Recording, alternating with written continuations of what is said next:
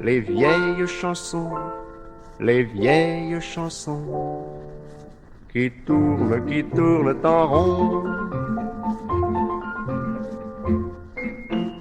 Les vieilles chansons, les vieilles chansons qui tournent en rond. Les vieilles chansons, les vieilles chansons qui tourne.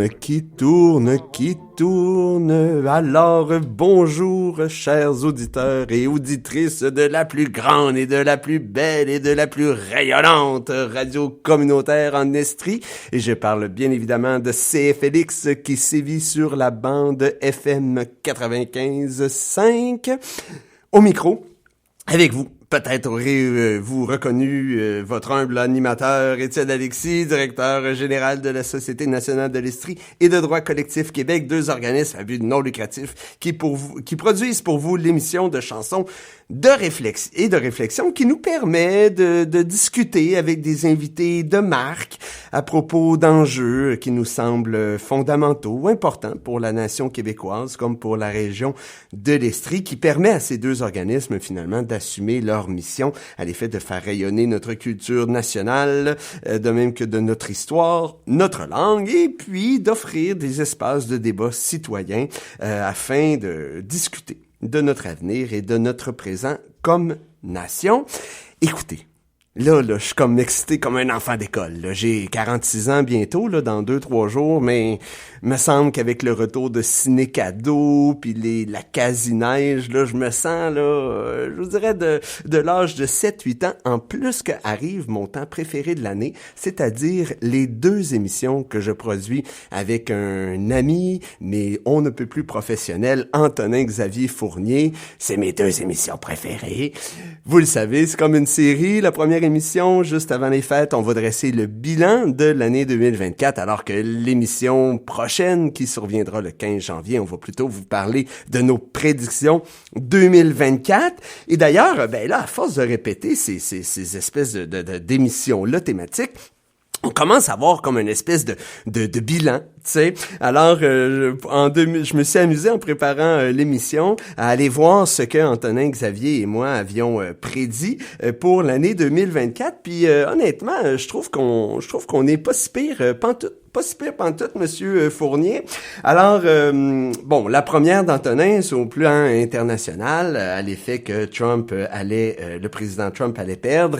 Bon, il l'a échappé, celle-là, et d'un peu plus qu'on aurait pu se l'imaginer, alors que les républicains, pour la première fois depuis plusieurs élections, ont remporté même le nombre de votes, là. Ils perdaient en pourcentage, mais ils gagnaient au niveau des grands électeurs. Donc, 0-1, comme on dit, 0-1.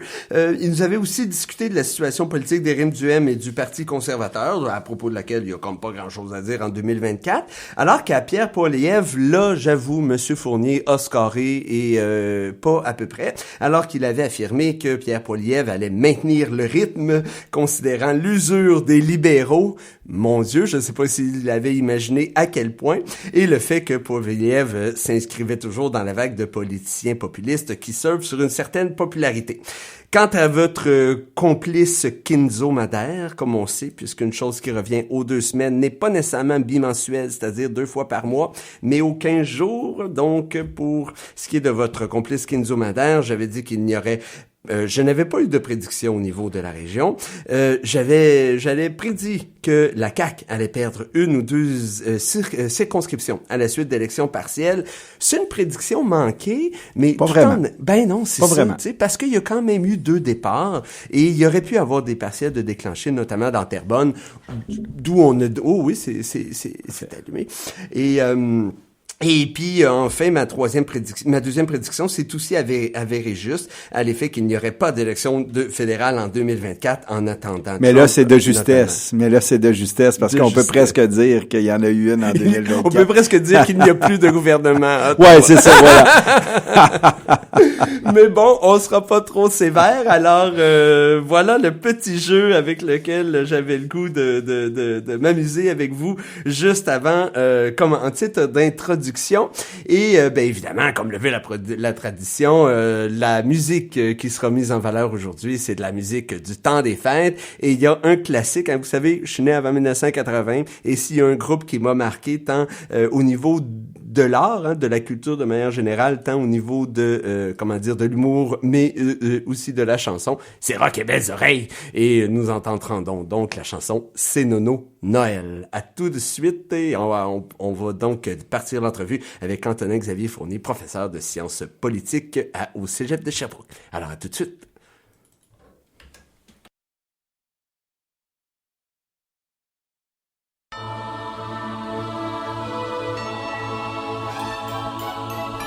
Dans les parties de bureau, on entend chanter les guerlots. Dehors, les lumières clignotent pendant que les secrétaires grignotent. Le boss est ben colleux, car il a pris un coup ou deux. Et s'il me pogne encore le cul, il va prendre un coup de plus. Avec une de mes secrétaires, je vais commettre l'adultère. Ma femme n'est pas invitée à danser tout nu dans un autre party.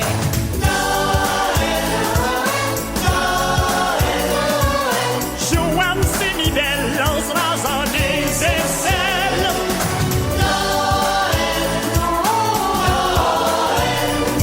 Mais elle a la face encore pleine de poils. C'est le temps d'acheter des cadeaux, magasinés en bas de zéro. En bas de zéro, c'est ben maudit, surtout sur la carte de crédit. Hey, hey, quand tu vas t'acheter un sapin, t'acceptes de t'en faire passer un. Tu le décores, il est aux anges, mais c'est pas long qu'il est au vidange.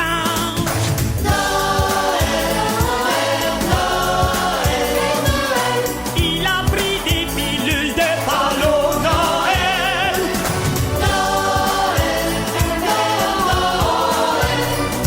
Il va se frotter sur la fée des étoiles. À la messe de minuit, il y a le curé qui m'ennuie. Les femmes chantent Alléluia, les hommes chantent à quoi belle femme. Pour affronter la bourrasque, tout le monde a apporté son flasque. C'est la fête du petit Jésus, mais même le petit Jésus s'en rappelle plus. Solo! Oh, oh, oh.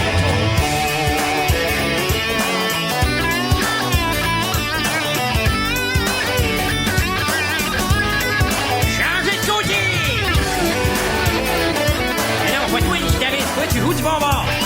C'est ça. Après c'est l'échange de cadeaux, tu fais semblant d'être aux oiseaux. Quand tu reçois de ton beau-frère, le père de gars ésotolaire. Ma tante Aline est dans le sud pour tromper sa solitude. 3000 piastres pour 8 journées, c'est juste là qu'elle s'est faite fourrer.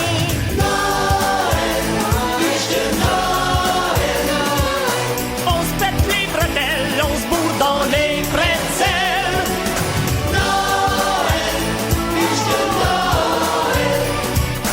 Mais demain les selles seront cruelles.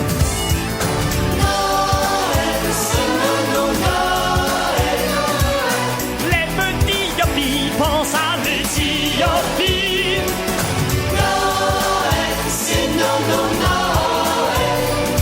En leur malant du bon ketchup aux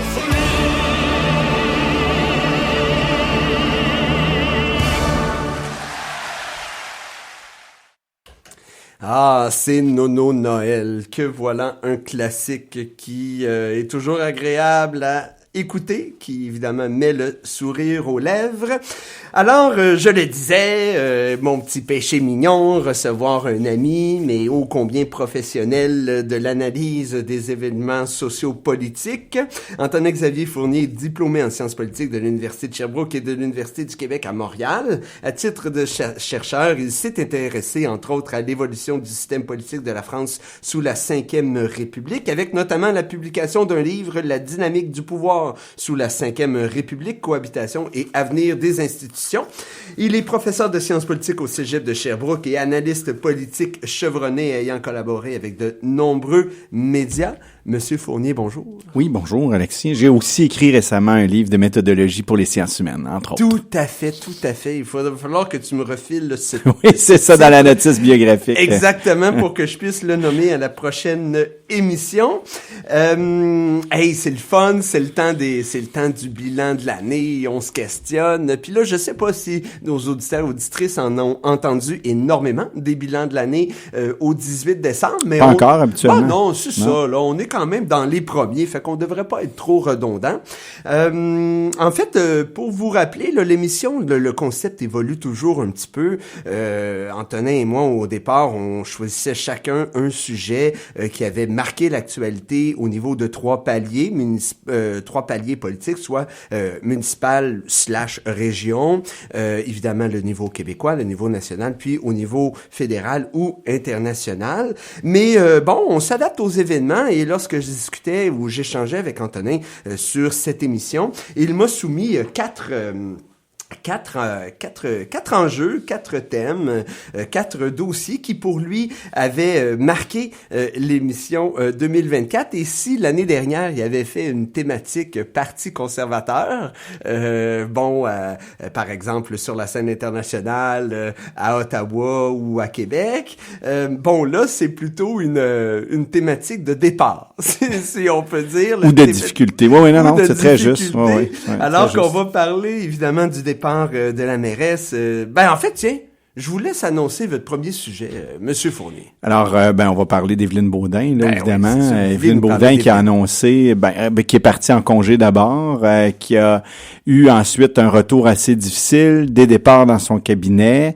Evelyne Baudin qui avait marqué quand même là l'histoire de la ville de Sherbrooke en devenant la première mairesse, en se faisant élire sous la bannière d'un parti politique, Sherbrooke Citoyen, qui avait pris des engagements très solides, très concrets à l'endroit de la ville de Sherbrooke. Qui en a quand même réalisé aussi. Qui en a réalisé.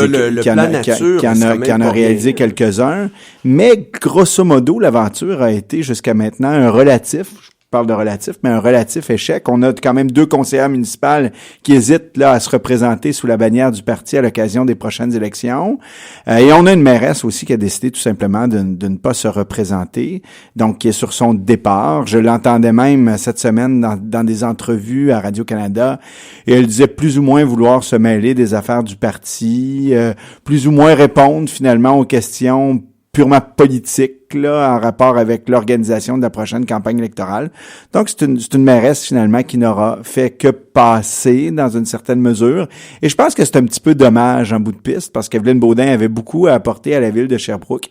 Et ça a été, finalement, sans dire que ça a été un échec cuisant, ça a été une expérience qui n'a pas été une expérience suffisamment constructive pour se présenter pour un 2e mandat. Donc, qu'est-ce qui explique? Effectivement, je veux dire, si elle décide de ne pas se représenter après un seul mandat, c'est toujours pas parce que ça l'a été très, très bien. Non, c'est ça. Donc, qu'est-ce qui explique ces difficultés? Je pense qu'il y a plusieurs raisons. La première et la plus fondamentale, c'est que finalement, en fait, vous savez, Étienne Alexis, les partis de gauche et la gauche en général, à partir des années 2010, a entrepris ce grand rêve de construire une coalition qui allait remporter des élections municipales un peu partout au Québec. Ça a été le cas ici à Sherbrooke avec Sherbrooke Citoyen, mais ça a été le cas aussi à Montréal, à Québec avec Bruno Marchand, entre autres. Mais ces partis de gauche-là, ou ces gens-là très à gauche, ils ont un projet qui dépasse largement ce que j'appellerais le carré de sable ou le cadre législatif municipal. C'est-à-dire que les municipalités au Québec, elles ont un précaré là qui est très, très restreint.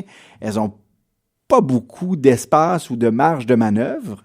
Et donc, en fait, il est plus là. Tu sais, moi, j'ai plus l'impression que les municipalités sont loin d'être simplement des entités administratives qui doivent gérer des égouts, des trottoirs puis des rues. On leur en demande de plus en plus en matière de développement économique, de développement culturel. Exact. La problématique, c'est qu'on ne transfère pas les ressources qui vont avec. Exactement. Non seulement on ne transfère pas les ressources, mais ces responsabilités-là ou ces nouvelles responsabilités ne sont pas aussi bien encadrées qu'elles ne l'étaient. Et en plus de ça, les partis à gauche, eux, qui prennent le pouvoir se donnent des mandats en dehors de leur champ de compétences. Donc, je pense que ce phénomène-là que je viens d'expliquer, qui n'est pas propre à Évelyne Baudin à proprement parler, peut expliquer cette distorsion entre un projet très constructif qu'on a proposé aux citoyens de Sherbrooke en 2018 et en 2018-2019, là, et finalement la réalité qu'on peut remarquer sur le terrain. Et ça l'ouvre toute une période d'incertitude. Hein? D'abord, Sherbrooke Citoyen a finalement remplacé Madame Baudin à sa thèse, c'est-à-dire que c'est un conseiller actuel, M. Reyes-Kibonge, qui assumera, qui sera le candidat à la mairie de Sherbrooke Citoyen. Oui. L'arrivée, il y a évidemment la députée fédérale, hein, et la ministre fédérale et députée de Compton-Sainte-Saëns, Marie-Claude Bibeau, qui a annoncé son intention de briguer la mairie. Et conjointe de l'ex-maire de Sherbrooke, Bernard Sévigny. Peut-être bénéficiera-t-elle de conseils judicieux ou pas. Ça, on verra bien. Évidemment, il y a le parti Vision Action Sherbrooke aussi, qui s'est formé dans la dernière année. Il suscite déjà des candidatures à la chefferie en la personne notamment de Guillaume Brien, qui est directeur général de la Fédération des coopératives d'habitation de l'Estrie. Et on est en attente de nombreuses réflexions. Hein. Je pense notamment à M. Vincent Boutin, qui a été longtemps conseiller municipal. Je pense à Daniel Berthold. Alors, vraiment, ça l'ouvre ça l'ouvre une période, mon Dieu, de mouvement. Puis j'aimerais vous entendre sur quel pourrait être l'effet de la multiplication de ces candidatures. Est-ce que lorsque l'opposition est très divisée, là, imaginez si vous avez, en plus de la candidature de Reyes-Kibonge liée à Sherbrooke Citoyen, vous avez un autre parti, puis 2 à 3 candidates indépendantes, est-ce que ça pourrait avoir pour effet de favoriser une organisation telle que Sherbrooke Citoyen qui bénéficie de militantes présentes sur l'ensemble du terrain, d'une certaine force de frappe organisationnelle, qui est évidemment comme l'héritier du pouvoir en place? Comment vous voyez ça, cette dynamique où je pense dans un premier temps se montre intéressé? Je pense dans un premier temps que il faut se réjouir qu'on ait une multitude de candidatures déclarées et potentielles. Ben oui. Ça fait longtemps qu'on n'a pas eu ça à la mairie de Sherbrooke ou dans une course à la mairie de Sherbrooke. Vous savez, Étienne Alexis, ça fait 2 mandats là, que les élections où que le maire est un maire que j'appellerais un maire de transition.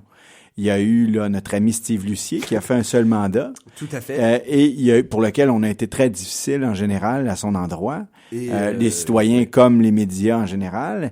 Et il y a eu Évelyne Baudin qui a été aussi une mairesse de transition pour lequel les citoyens et les médias ont aussi été quand même passablement difficiles. C'est pas bon ça pour une ville, Étienne Alexis, que d'avoir des maires ou des mairesses de transition comme ça. Mm-hmm. Ça prend habituellement quand même une certaine vision qu'on est capable de mettre en application au moins pour 2 mandats ou à tout le moins si on se fait battre, il faut se faire battre pour les bonnes raisons et non pas par désistement.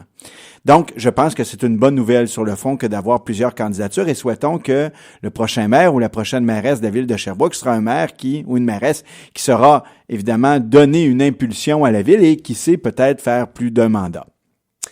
Le deuxième élément que j'aimerais apporter. Deuxième élément très important que j'aimerais amener, Étienne Alexis, c'est la candidature de M. Brien. Possible, hein, disons ça, parce que il reste encore là dans ce parti-là, le nom du parti là. Vision Action Sherbrooke. Vision Action Sherbrooke, merci. Moi, j'ai une inquiétude sur la division du vote parce que M. Brien, c'est un homme d'une très grande qualité en passant. Moi, j'ai eu la chance de le voir là au gala des coopératives et des organismes à but non lucratif.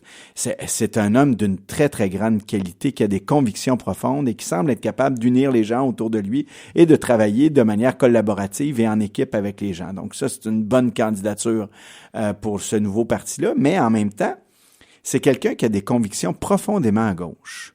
Moi, je suis persuadé, Étienne Alexis, que cette élection-là va se gagner essentiellement sur des sujets qui sont beaucoup plus pragmatiques. Genre compte de taxes. Genre le compte de taxes et évidemment la fonction publique et l'entretien de la ville en général. Ouais. Parce que c'est ça, finalement, la principale mission de la ville de Sherbrooke. Or là, on va avoir 2 candidats, dans le cas de M. Brien potentiellement, et dans le cas de M. de Reyes-Kibonge, qui vont présenter essentiellement le même programme et qui représentent essentiellement les mêmes valeurs. Là, je vais un peu loin quand je dis le même programme parce que on verra, là, hein, il y a rien de fait encore. Mais ces deux personnes, dans le cas de Raïs Kibonge et dans le cas de M. Brien, ces deux personnes qui proviennent essentiellement du même milieu et qui vont vouloir aller chercher le même électorat. Donc, comment M. Brien pourrait-il réussir à élargir sa tarte, ou en tout cas, à tout le moins élargir sa base électorale? Ça, c'est une question qui est très importante parce que sinon, on a évidemment la candidate fédérale, Marie-Claude Bibeau, conjointe de l'ex-maire de Sherbrooke, Bernard Sévigny, qui pourrait, elle, comme indépendante, réussir à peut-être rallier davantage et présenter un programme un peu plus pragmatique.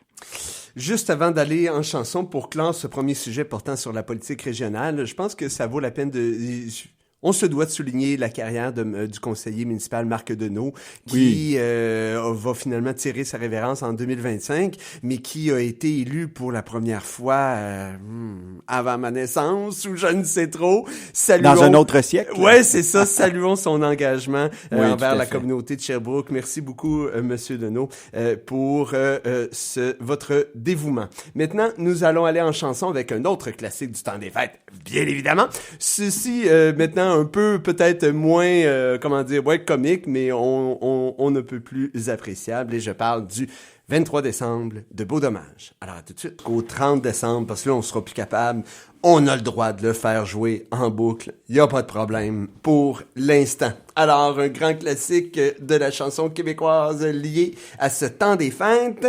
Je vous rappelle que vous êtes à l'écoute de l'émission de chansons et de réflexion. Étienne Alexis est en compagnie d'Antonin-Xavier Fournier pour faire le bilan de l'année 2024. Et Antonin-Xavier, on a un sujet intéressant qui s'inscrit dans la fin. Là, on vient de parler du départ de Madame Baudin. Et là, vous voulez nous parler de la fin d'un autre règne, cette fois. Oui, cette fois, la fin du règne de M. Trudeau. Il n'y avait pas de M.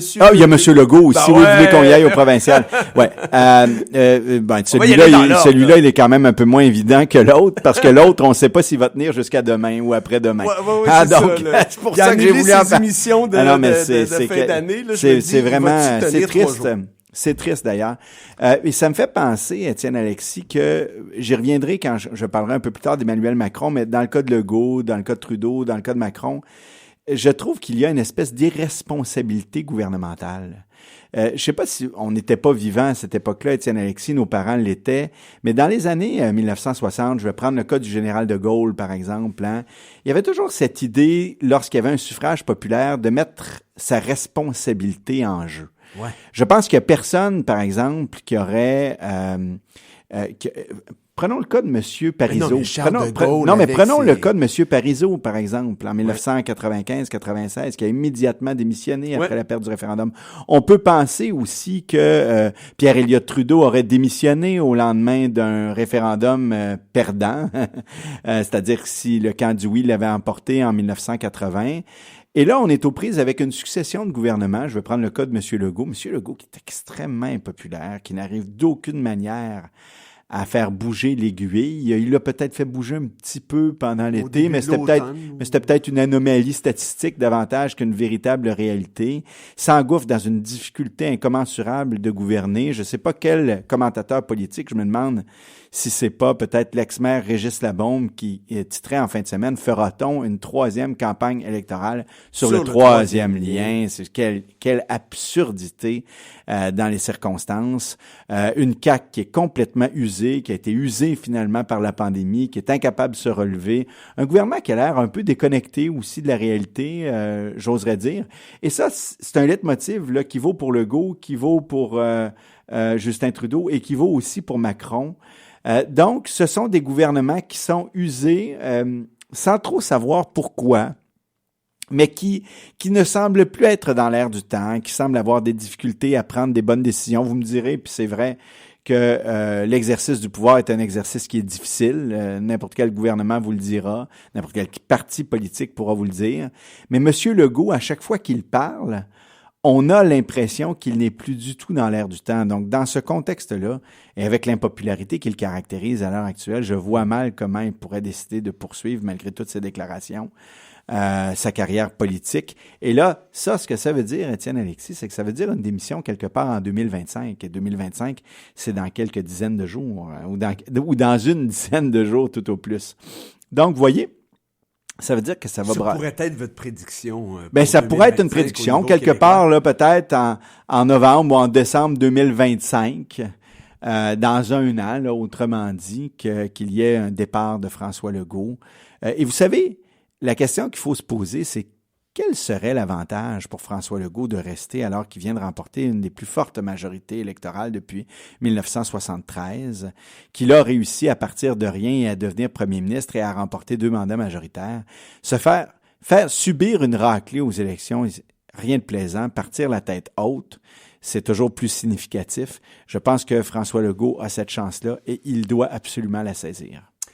C'est sûr, d'autant plus que la relève à la CAQ n'est pas évidente. Là. Je faisais la liste. Il y a des candidats. Parle de candidates. Sonia Lebel, Geneviève Guilbeault, Jean-François Roberge, Simon Jolin Barrette. Mais tu sais, des pointures comme Christian Dubé, Pierre Fitzgibbon. Là, oui, vous auriez vu Christian Dubé, là, vous? Ben non, c'est ça. Se présenter comme pas chef. Du tout. Mais ce que je veux dire, c'est que c'était un des personnages très forts de la coalition Avenir Québec. Là. C'est ce que je veux dire. Avec un Éric Girard qui ne pense qu'à Ottawa.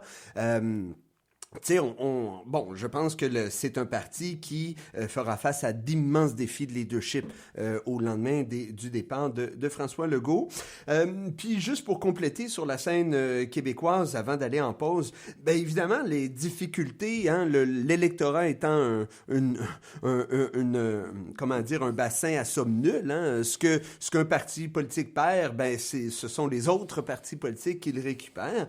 Alors, on constate dans ce contexte là que le Parti québécois, sa renaissance a tenu bon jusqu'à présent. Oui. C'est une surprise, d'ailleurs. Tout le monde n'arrêtait pas de dire vous savez, c'est peut-être éphémère. Non. Et ça tient bon. Cela malgré le fait que de par son statut de leader dans les sondages, il est de plus en plus questionné sur ses politiques, sur ses intentions. Il y a un potentiel très intéressant pour le Parti libéral, dont la course, finalement, n'est pas un échec lamentable avec une seule candidature, celle de Denis Coderre. On doit admettre, même si on est en profond désaccord avec ce parti-là, que sa course à la direction suscite l'intérêt de avec même des sondages surprenants, là, par exemple. Si Pablo Rodriguez était chef, là, ça se corse davantage. C'est ça, ou encore un Charles Milliard, c'est pas inintéressant. Il y a là aussi, il y a peut-être une récupération politique à faire des pertes de la CAQ. La CAQ, c'est une coalition, de souverainistes, nationalistes et évidemment de fédéralistes. Imaginez la difficulté écartelée du côté du Parti québécois, écartelée du côté du Parti libéral. Ça pourrait être un effondrement complet de la CAQ qui aura été davantage finalement un parti éphémère qu'un réalignement politique. Ben oui, et pour conclure avec les principaux partis, Québec solidaire en 2024. Quelle catastrophe! N'a toujours pas réussi à se remettre de 2022. Sa professionnalisation ou son recadrage désiré par son co-porte-parole, Gabriel Nadeau-Dubois, ne semble pas et c'est surprenant. Être réellement senti au sein des troupes. Là. On l'a vu avec l'affaire Boisy. Là, c'est surprenant et dommage de voir ce parti-là finalement s'effondrer de cette manière-là. On aurait pu penser là aussi qu'il y aurait eu un réalignement politique très intéressant, notamment pour le mouvement indépendantiste, parce qu'ils apportait vraiment un signe d'espoir, mais ça s'est effondré complètement depuis 2 ans. Crise par-dessus crise, Étienne Alexis. En tout cas, chose certaine, 2025 nous réserve des rebondissements on ne plus paltinants pour la scène québécoise. On a déjà pris quelques minutes de retard, M. Fournier, sur notre horaire quant au pub, mais c'est la beauté de la chose communautaire. Alors, restez à l'écoute, chers auditeurs et auditrices. Vous en avez pour à peu près 90 secondes. On est de retour avec vous immédiatement après cette courte pause. Il est 12:31. Bonjour, ici André Bachand, votre député de Richmond à l'Assemblée nationale. En cette période festive, je tiens à adresser mes vœux les plus sincères. Noël est un moment de partage, de joie, de réflexion. C'est l'occasion de nous rassembler en famille, entre amis, au sein de notre belle communauté. En ce Noël, prenons le temps d'apprécier les petits gestes de générosité et de bienveillance qui font toute une différence. Que ce soit en soutenant nos commerces locaux ou en tendant la main à ceux qui en ont besoin. Cette année a été riche en défis, mais elle nous a également montré la force de notre solidarité. Joyeuses fêtes à tous et à toutes. Gros party, c'est assez, il faudrait rentrer. Yeah! Fais pas le fou, appelle-nous, on te ramène chez vous. Wouhou! Grosse soirée, on va chauffer pour ta sécurité. 1-866 Desjardins, remercie-moi demain. Oui, il y a juste moi, Rosalie Vaillancourt, pour être la porte-parole de l'Opération Nez Rouge et chanter aussi bien. Une présentation de la Société de l'assurance automobile du Québec, de Desjardins et de cette station. Bonjour, ici René Cochot, j'anime l'émission littéraire Le Cochot Show. Voici ma proposition de lecture cette semaine, le livre Les chemins de ma vie de Mario Goupil. Dans ce récit, l'ex-journaliste et chroniqueur à la Tribune nous révèle que ses parents lui ont longtemps caché qu'il avait été adopté et qu'on lui avait faussement dit que ses parents biologiques étaient décédés. On écoute Mario Goupil. Moi, j'ai traîné ce boulet-là jusqu'à l'âge de 38 ans, je dirais, là, quand j'ai décidé d'aller voir ma mère biologique pour la première fois. Ça a été pesant à traîner, même si j'estime être fait fort. Là, je me suis fait un chemin, je me suis fait une carrière. Personne ne pouvait se douter que j'avais un boulet comme ça que je traînais là, sur mes épaules, mais je le traînais quand même. Là. Puis je voulais m'en débarrasser, mais je viens juste de le faire avec ce livre-là. C'est en écrivant ce livre-là que je l'ai fait. Les chemins de ma vie sont en vente aux librairies Appalaches, GGC et Mediapol.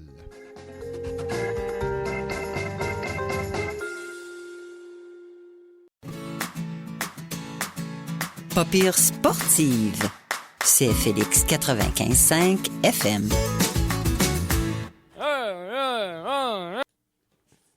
Non, c'est pas mon oncle qui va partir immédiatement, ou du moins mon oncle Serge avec sa chanson. Attendez, Noël est un jour comme les autres. Non, on est en deuxième portion d'émission. Je vous rappelle, vous êtes à l'écoute de l'émission de chansons et de réflexions spéciale bilan 2024, alors que c'est évidemment la dernière journée de l'année. D'ailleurs, j'en profite pour vous souhaiter un très joyeux temps des fêtes 2024. J'espère que vous saurez allier le bonheur de partager et de célébrer avec vos proches et amis cette année qui a passé et celle à venir, tout en vous reposant, un repos qui est certes des plus mérités. Alors, Antonin-Xavier Fournier, professeur de sciences politiques à l'Université de Montréal et auteur et chroniqueur. Université de Montréal, je savais pas. Non, mais de Sherbrooke. Ah non. Excuse-moi, là, des fois j'ai des réflexes. Bon, c'est ça, débile au cerveau. 46 ans bientôt, bien sonné, c'est ça que ça donne. Votre troisième sujet, sur le sujet des départs, on a commencé à en parler. Vous vouliez nous parler de notre ami Justin Trudeau. C'est une catastrophe pour le premier ministre. C'est surréaliste. C'est presque du jamais vu dans l'histoire parlementaire canadienne. Écoutez, on a une vice-première ministre, numéro 2 du gouvernement, l'équivalent du premier ministre en France, l'équivalent du chancelier de l'Échiquier en Grande-Bretagne, qui plus est une personne quand même d'envergure là au niveau intellectuel, qui a une vision pour le Canada. Elle avait piloté la stratégie du Canada face au premier gouvernement Trump. Là. Elle avait énormément de poids là, dans ce gouvernement. Il y a eu plusieurs ministères, dont le ministère des Affaires étrangères, entre autres, qui là, je ne sais trop pourquoi, se voit imposer finalement une stratégie par le bureau du premier ministre. Une humiliation. Une humiliation, alors que le premier ministre est lui-même humilié depuis au moins un an. C'est à se demander à quel point, finalement, ce qu'on appelle là, la centralisation du pouvoir entre les mains du premier ministre dans notre régime est à ce point rendu concentré qu'on peut se permettre de prendre d'aussi mauvaises décisions. Et on sait que ça changera pas avec M. Poilievre, là, qui exerce un contrôle excessivement serré sur ses troupes. Oui, mais je pense par contre que dans un premier temps, tout le moins, M. Poilievre, pardonnez-moi, je pense que dans un premier temps, par contre, M. Poilievre aura certainement de meilleures stratégies que M. Trudeau, qui semble complètement usé à l'heure actuelle. Donc, écoutez... mais je pense pas que M. Poilievre, même s'il va vouloir très, très centraliser les pouvoirs, je pense pas que M. Poilievre, dans un premier temps, sera autant déconnecté que l'est actuellement M. Trudeau. Donc, quelle est la légitimité actuellement de M. Trudeau, qui, rappelons-le, a un gouvernement minoritaire depuis 2 mandats? Qui n'a plus l'appui du NPD, en tout le moins, qui n'a plus d'alliance. Mais qui n'a plus d'alliance officielle avec le NPD, qui n'a plus l'appui du Bloc, qui n'a plus l'appui du Parti conservateur, donc qui a un Parlement finalement qui ne tient que par je dirais, des grains de sable, un cordon de sable, pour reprendre la métaphore de George Washington. Donc, qui pourrait être balayé par l'océan ou une vague d'une minute à l'autre. D'une minute à l'autre. Je veux dire, le chef bloquiste réclamait des élections au mois de janvier, là, hier ou aujourd'hui. Donc, ça vous donne une idée. Je pense que ce gouvernement-là ne tiendra certainement pas jusqu'au budget. Et je m'explique mal comment Jagmeet Singh fait pour continuer d'appuyer ce gouvernement-là, sinon que il soit, avec les sondages qu'il a peut-être en poche, dans une situation qui est aussi dramatique que celle du Parti libéral. Il me semble avoir vu passer qu'à l'heure actuelle, le NPD était devant les libéraux. Alors, je ne comprends pas pourquoi le NPD décide dans ces circonstances-là d'appuyer les libéraux. Ça pourrait être une déroute. Hein? Vous me rappellerez toujours de la fameuse blague en 1993. Là. C'est quoi la différence entre les conservateurs puis une station wagon? On disait 2 sièges. Parce qu'ils avaient rapporté... Parce qu'il y en avait plus dans la station wagon qu'au Parlement. Dont un à Sherbrooke. Exactement. Pauvre Jean Charest à l'époque, quelle traversée du désert. Mais bon, donc, je pense que les libéraux pourraient se diriger vers une défaite cuisante. Alors, moi, là-dessus, j'apporterais quand même un petit bémol. Le vote libéral est extrêmement efficace. Oui. Je veux dire, bien sûr qu'à 20% de différence avec les conservateurs à l'heure actuelle, là, c'est genre 40-45 contre 20-25. Là, évidemment, ça va faire mal, mais bon... ils vont garder une quarantaine, une cinquantaine de circonscriptions. C'est clair. Les libéraux au Québec sont tellement bien ancrés dans cette... Mais aurait-on dit en 93 que Kim Campbell remporterait seulement 2 députés? Je pense pas. Non, mais la structure de l'électorat était pas la même à ce moment-là. Je pense pas quand même. Non. Mais je pense que, en tout cas, une dégelée très radicale est quand même possible. Moi, je vous dirais, tu sais, sur Justin. En fait, son problème à Justin, c'est les attentes qu'il a suscité. C'est d'abord son nom et l'héritier, finalement, du père du Canada moderne, hein, tout simplement, Pierre Elliott Trudeau, qui a procédé à au rapatriement de la Constitution à l'encontre des principes et des valeurs qui animaient jusqu'alors le Dominion, notamment le respect envers l'un des 2 peuples fondateurs qui aujourd'hui s'incarne par la nation québécoise. C'est rappelez-vous, les Voix ensoleillées de 2015, et il a eu quelques réalisations à son bilan avec la légalisation de la marijuana, qui est probablement sa réalisation la plus marquante, là. Bon, quelques amis en ont profité pour faire bien de l'argent, mais ça, je veux dire, des amis à lui, on s'entend. Mais ça, c'est une autre affaire. Mais pour le reste, là, oui, la pauvreté chez les enfants a diminué, j'en suis, mais pour le reste, prenez son bilan environnemental, on ne peut plus questionnable. La réforme du mode du scrutin. La réforme du mode du scrutin qui a abandonné. Pour un féministe, il a plus ou moins bien traité ses collègues ministres féminins, hein, Jody Wilson-Raybould, on s'en rappelle. Aujourd'hui, Chrystia Freeland, qui était censée être la commission Vérité et Réconciliation est allée jusqu'au bout, mais on a eu de la difficulté à mettre en application les recommandations. En fait, il n'y a à peu près aucune recommandation qui sont aujourd'hui suivies, sauf celles qui étaient symboliques et comme déjà acceptées d'emblée.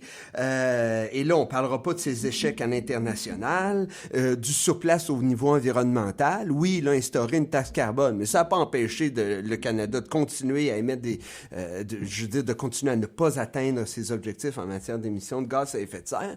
Non, franchement, notre ami Justin, son principal problème, parce que son bilan est catastrophique, et là, on parle pas là, de l'exacerbation du multiculturaliste canadien ou avec la création de postes spéciaux dédiés à des religions, alors que, bon, on a comme l'impression qu'au 21e siècle, on a, je sais pas, là, les vérités héritées de Dieu là, qui gouvernent les hommes, qui ont un impact sur les lois qu'on prend pour s'organiser, me semble que, tu sais. Alors voilà, c'est un bilan on ne peut plus mitigé, je pense, celui de M. Trudeau. Puis honnêtement, à mes yeux, il ne fait que mériter ce qui lui arrive à l'heure actuelle, alors que finalement, il n'avait n'avait qu'un nom, finalement. Pour moi, c'est ma conclusion. Il aura quand même fait 3 mandats consécutifs. Il aura quand presque même fait 10 ans. 3 mandats, mais seulement un seul majoritaire. Maintenant, avant d'entamer la dernière portion de l'émission, on va écouter un artiste québécois que j'aime quand même beaucoup, un autre guéluron, prénommé Mon oncle Serge, avec sa chanson « Noël est un jour comme les autres ». Alors, au retour tout de suite après cette courte pause musicale. La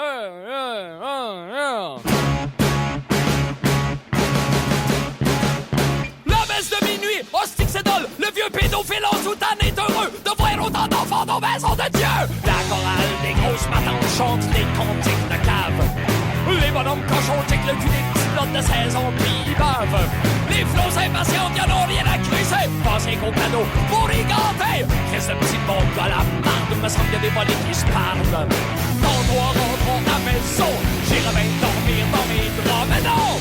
Y'a l'hostie de réveillon pour manger des tabarnak d'attente. Mais comme toi que je me dis, on est mieux que bien d'autres, parce que Noël est un jour comme les autres, pour le petit deck qui a fait!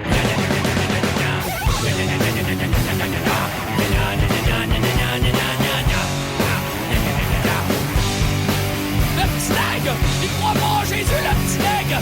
Il reste en Afrique, qui ont fait bien maigre. Encore 4 cadeaux qu'il faut que j'achète. C'est plein de monde partout, ça capote bien raide. Il me reste rien qu'une heure, mon pété au fret. Partout les speakers crachent Bruno Pelletier qui chante Noël. Claude Dubois, Sylvain Cossette, Mario Pelchon, Marie-Michel. Qu'est-ce que je laisse notre toute la gang? Je sortirai mon slingshot et flingue. Les bosses sur leur crâne seraient plus belles que toutes ces ainsi boîtes de boules de Noël. Mais je reste en plantéon de ma caisse. Je fais un fil comme eux autres pour passer à la caisse. Que c'est que je fais là? Tout ça est grotesque. Qu'est-ce que je ferais? Une ligne de baisse. Wouah! Mais les nerfs, rien sans terre. C'est pas plus grave que ça. Parce que Noël est un jour comme les autres pour le petit deck qui a le sida.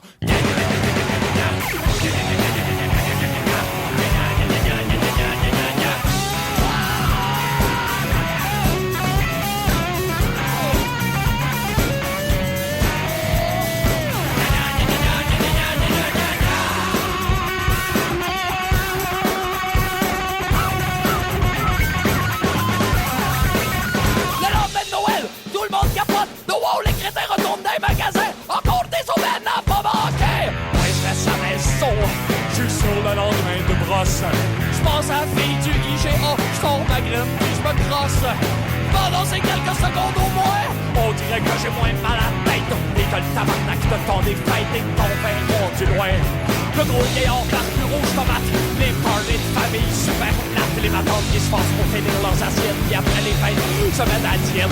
Regarde un peu autour de toi, les fêtes sont atroces. Tout le monde se force pour être souriant, mais on se fait chier à l'os. Et c'est Noël pour nous autres, c'est l'apothéose de notre insignifiance. On se croit en pensant que pour le nègre de flingue, c'était notre jour d'indigence.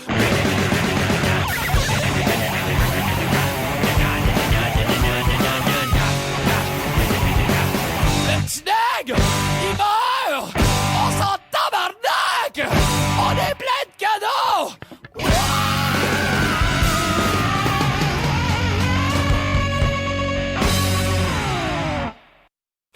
Bon, pour ceux qui se posent la question, j'avais la permission de ma patronne Sylvie Luce Bergeron, puisque c'est les responsables de CFLX qui ont mis cette chanson, profane dans le répertoire de CFLX. Fait que, voilà, c'était la vision de mon oncle Serge sur cette fête de Noël, qui est une fête, qui est un jour comme les autres. Alors, cher Antonin-Xavier Fournier, invité de cette émission thématique bilan, il nous reste à peine 13 minutes pour conclure cette émission, mais même pas comme 11 et demi, parce que là, il y a des pauses publicitaires, des machins. Vous aviez, peut-être juste pour conclure, là, avant qu'on entame votre dernier sujet, moi j'avais fait deux choix. Le premier, c'est sur Brian Mulroney. Je trouvais que, et là on vient de quitter la politique fédérale, juste un petit, on y retourne. C'est très important. Quel homme! Brian Mulroney nous a quittés au cours de l'année 2024. Et pourquoi je trouvais important de saluer cet homme? D'abord, c'est le dernier... d'abord, c'est un homme qui a des réussites incroyables. Hein? Il a lutté contre l'apartheid et a contribué à la chute de ce régime ONI en Afrique du Sud. Peut-être à Margaret Thatcher à l'époque. Là, oui, et je pense qu'il a été le premier pays visité par Nelson Mandela suite à la libération de ce dernier. Il a mis au monde ce qui est devenu l'accord de libre-échange nord-américain, qui aujourd'hui, là, l'ACUM, là, je me souviens plus en sigle, là, mais bref, le libre-échange avec les États-Unis. Et surtout, c'est le dernier politicien qui a tenté de réconcilier le Québec avec le Canada.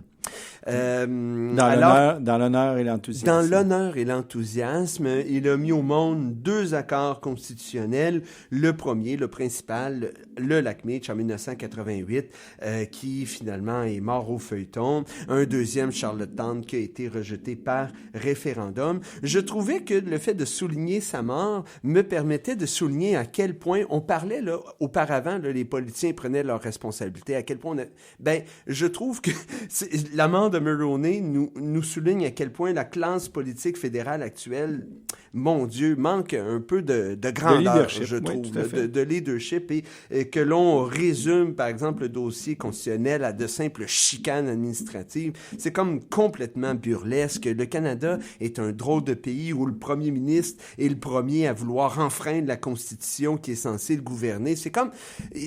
C'est juste fou. Et Brian Mulroney est le dernier des gens qui, à mes yeux, a dirigé le Canada d'une façon qui était respectueuse de la pluralité de ce grand pays ou non-pays, enfin bref. Hein. Et le deuxième sujet que je voulais aborder, c'est l'affaire Pélico.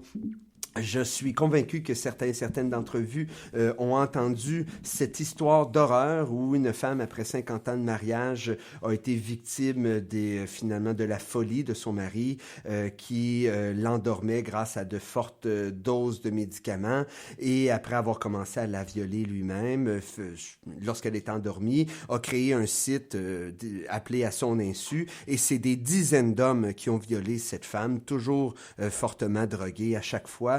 Les ébats étaient filmés. Je trouve que c'est un dossier qui en dit long sur les travers qui peuvent exister, sur la cruauté de l'humanité, aussi sur le fait que le corps des femmes est encore aujourd'hui l'objet de convoitives et d'un immense irrespect. Je salue le courage de cette femme qui a tenu à ce que le procès soit public, qui a permis une prise de conscience, notamment sur la notion de consentement partout à travers le monde. Je suis d'accord avec Mme Josée Legault. Mme Pélico, de son nom de femme mariée, aurait dû remporter le titre de personnalité de l'année du magazine Time. Maintenant, c'était comme une introduction au dernier sujet, Antonin Xavier, que vous aviez l'intention d'aborder, soit la déchéance du président actuel de la France, Emmanuel Macron. Écoutez, on a un président qui a perdu, il y a un peu plus d'1 an, les élections européennes. On se demande encore pourquoi il...